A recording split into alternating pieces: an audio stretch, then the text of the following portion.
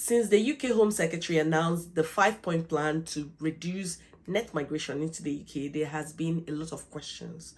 Some of the questions include, if you're a care worker and you want to extend your visa, does it mean you have to send your dependents back to your home country? Some people have asked this question. Maybe if you're a master's student and you want to switch to the care worker visa option, do you have to send your dependents back to the UK? And if you want to sponsor your spouse into the UK, under the spouse visa route or the family route, does it mean that you need to earn 38,700 in order to qualify to sponsor them or for that visa to be approved in spring 2024? These and many other questions have been answered on a publication on the government website. It was published on 21st of December 2023. I'm going to put the link in the description box so that you can go and explore it and read it thoroughly and understand it and know which part pertains to you. Hello everybody, my name is Cynthia. I share information that will help your transition abroad to be as smooth as possible. I share information about studying, working, settling down in the UK, US, Canada. If any of these countries interest you, please subscribe to my channel, hit on the notification bell so that each time I drop a new video, you know it's time to watch Cynthia Academy. And without wasting time, let's get into this video. Now today I'm going to be showing you what has been published on the government website so that you can get an updated information based on your condition, because everybody's situation is quite different. A lot of people have been sending me DMs asking me, okay, I am in a hurry now, I need to apply for my spouse visa. I want to let you know that you might not need to worry or hurry like that, because things have changed. That's one thing about the UK immigration system. There's always good news all the time.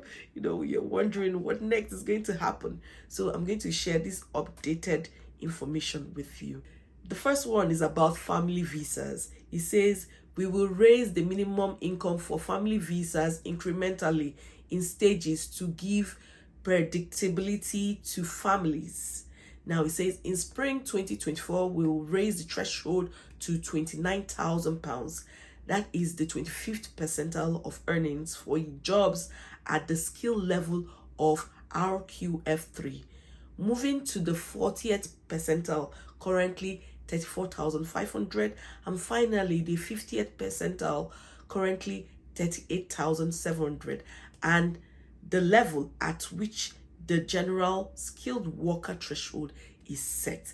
What it means is that this will be increased in 3 stages. In spring of 2024, it will be required that you have earned or you're earning £29,000 if you want to sponsor spouse into the UK, or you want to extend your spouse visa.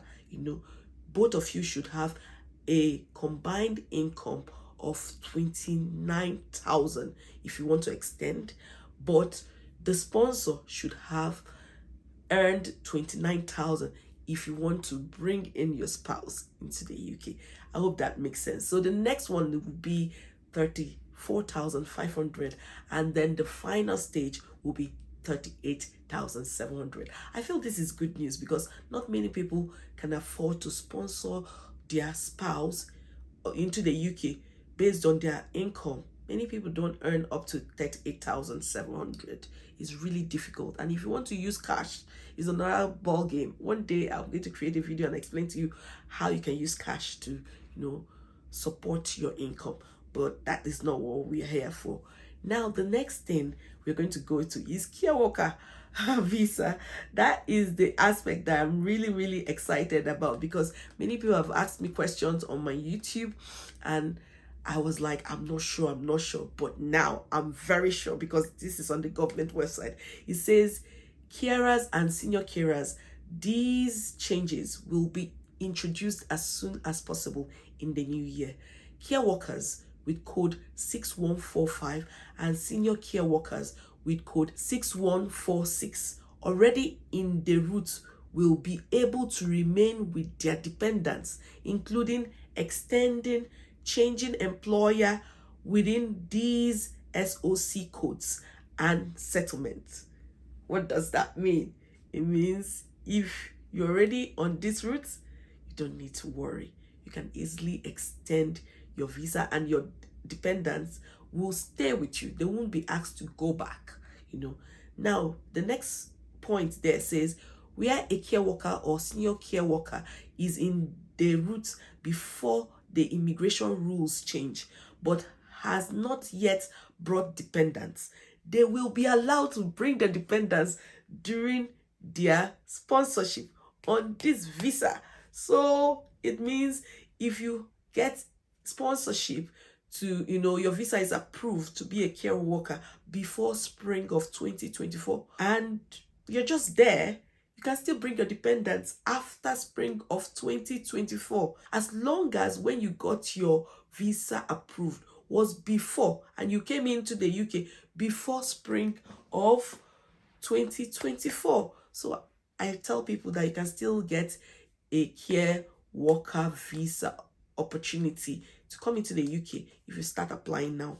Now, the next one is that individuals who are in the UK on any other route, including where that route permits dependents who switch into the care visa as a care worker or senior care worker after this date, will not be able to stay with or bring dependents. So it shows more clarity on this. So if you're in the UK and you're a master's student or you're in a post-study work visa and you intend to switch, it's best for you to do it now.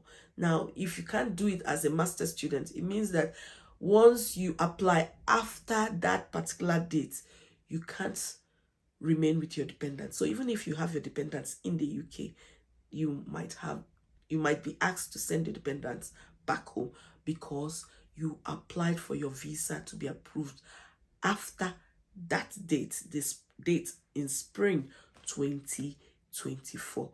And if you're on a post-study work visa, it's best for you to switch now, because if you wait until a date after that spring of 2024, they will tell you to send your dependents back home. So this one makes it very clear. The next point says care providers who were sponsoring workers in exclusively non-regulated activities and therefore not required to be registered with the CQC before the rule change should be able to continue to sponsor these workers, including for extension to their visa on those terms, but not hire new ones.